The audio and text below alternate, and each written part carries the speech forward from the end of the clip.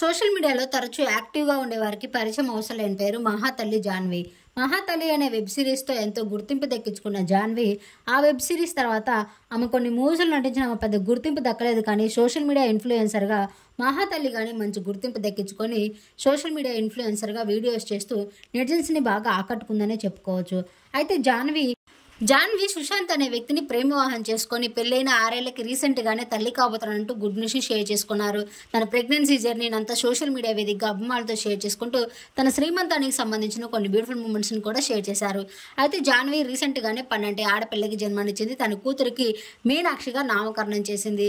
అయితే తన కూతురిని 3 నెలల తర్వాత తన ఫేస్ రివీల్ చేసిన కొన్ని బ్యూటిఫుల్ మూమెంట్స్ని ఫ్యామిలీ అంతా కలిసి ఫోటోషూట్ జరుపుకున్న కొన్ని బ్యూటిఫుల్ మూమెంట్స్ని తన సోషల్ మీడియా వేదికగా షేర్ చేశారు తమ పెళ్లి రోజు సందర్భంగా.